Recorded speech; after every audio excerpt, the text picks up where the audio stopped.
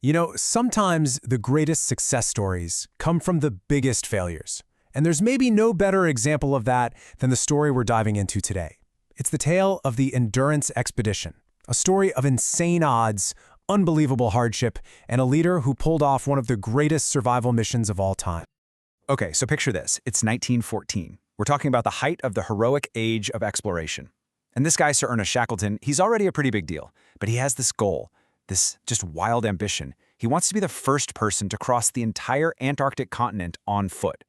I mean, think about that. No GPS, no Gore-Tex, none of the tech we have today, just pure grit. And this wasn't just some little walk in the park. We're talking about a 2,900-kilometer journey. That's a massive distance, and it's across the most brutal place on the planet. I mean, the coldest, windiest, most unforgiving landscape imaginable. The plan seems simple enough. Sail in, land, and just walk across.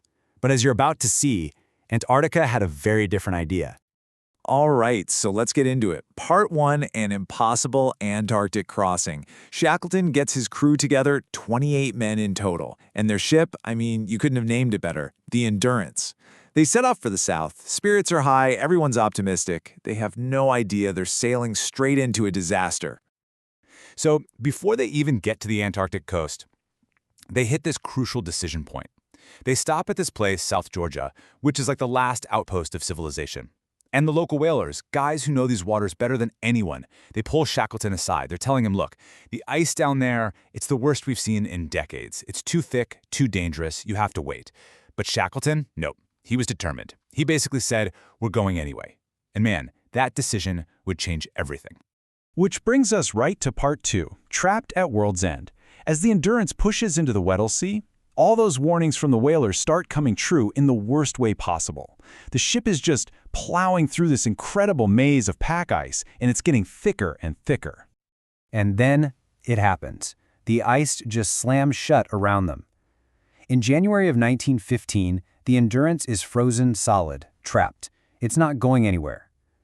For the next 10 months, the ship is just a prisoner, drifting wherever the ice pack takes it. And all that time, the pressure is building, until finally, the ship just can't take it anymore. You hear the timbers groaning and then just snapping like matchsticks. Shackleton has to give the order to abandon ship. They literally watch as their only lifeline, their home, gets crushed and swallowed by the ice. Can you just imagine that, standing on the ice, watching your ship disappear into the frozen water? Your only way home is gone. This quote from one of the crewmen, Tom McLeod, just says it all. I don't think now we will ever get home. I mean, the despair must have been just crushing.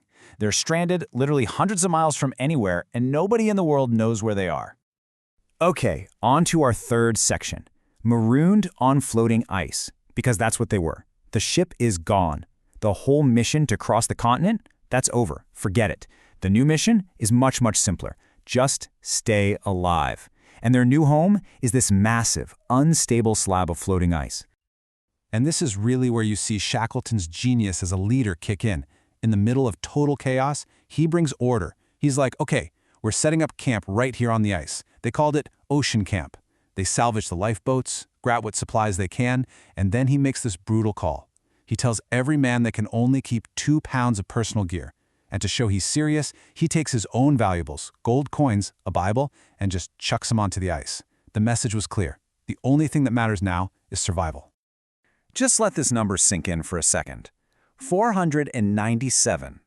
For 497 days, not a single one of these men touched solid land.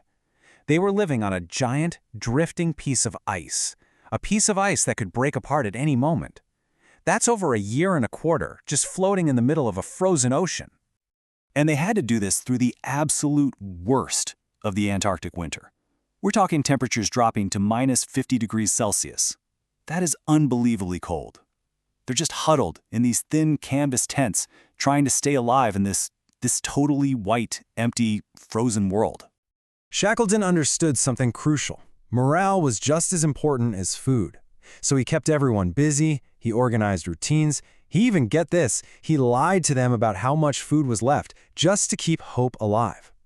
Rations eventually got cut down to almost nothing. Their entire diet was basically just seals and penguins they could hunt. Grim stuff, but every single calorie was the difference between life and death. So that brings us to Section 4, the ocean voyage for help. Just when you think things can't get any worse, their ice floe, their home, starts to crack and break up right under their feet. They have no choice. All 28 of them have to pile into 3 tiny lifeboats and take to the open, freezing ocean. And this is where the story goes from desperate to, well, to downright impossible. After what must have been a terrifying week at sea, being tossed around in these little boats, they finally see it. Land. It's a place called Elephant Island. And really, it's nothing more than a desolate, windswept rock. But man, after 497 days on floating ice, solid ground must have felt like heaven. The relief was huge, but they were still in deep, deep trouble. Why? Because Elephant Island is way off the map. It's not near any shipping lanes, nobody is sailing by, nobody is coming for them, because nobody even knows they survived the sinking of the Endurance. They have no radio, no way to call for help. So what do? How do you possibly get rescued when you're stranded 1,300 kilometers from the nearest person? Well, Shackleton comes up with a plan that is it's beyond audacious, it's almost suicidal. He decides he's going to take one of the lifeboats, just a small 22-foot boat, and sail for help. His target? The whaling stations on South Georgia Island. The problem? That's 1,300 kilometers away, across the Drake Passage, which is, without question, the roughest, most dangerous stretch of ocean in the entire world. I mean, the odds were just astronomical. You've got 6 men, including Shackleton, crammed into this one tiny boat. For 16 days, they're just getting hammered by constant gales and waves the size of buildings. And get this, their only way of navigating is a sextant, which only works if you can actually see the sun. It was a complete Hail Mary. And that brings us to the final chapter, Part 5, Rescue Against All Odds. And you're not going to believe this, but they actually made it. Against all odds, after 16 days of pure hell, they land on South Georgia. But their ordeal isn't over, not even close. In this just cruel final twist, the storm blew them to the wrong side of the island. So the whaling station they need to reach is on the other side of this huge, unmapped, glacier-covered mountain range. So what does Shackleton do? He, along with 2 other men, decides to just walk across it, something nobody had ever done before. Remember, they're already exhausted, they have no real climbing gear, and they make this crossing in a non-stop 36-hour trek. And you have to remember what was driving him this whole time. It was the thought of those 22 men he'd left behind. They were still back on Elephant Island, living under 2 overturned lifeboats, just waiting, hoping, praying that their boss would somehow pull off a miracle. The second he gets to the whaling station, Shackleton starts trying to get a rescue boat. But Antarctica just refuses to let go. He tries once, turned back by ice. He tries a second time, turned back by ice. A third attempt, same thing. 3 times he fails to get through, and months are ticking by. You have to imagine hope was just starting to run out for everyone.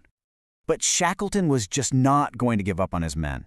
He finds another boat, this time from Chile, and he goes for a 4th try. And this time, 4 long months after he left them, he gets through the ice. As they get closer to the island, he's on the deck scanning the shore, and he starts counting the figures he can see, and they're all there. All 22 men. They're alive. And this, right here, is the single most staggering fact of this entire saga. After almost 2 years of being trapped, after their ship was destroyed, after floating on ice for 497 days, after sailing the most dangerous ocean on Earth in a tiny boat, the number of men Shackleton lost was 0. Not a single life was lost. He brought every last man home. So, look, did Shackleton cross Antarctica? No. By that measure, the mission was a complete and total failure. But by failing, he ended up achieving something so much more profound.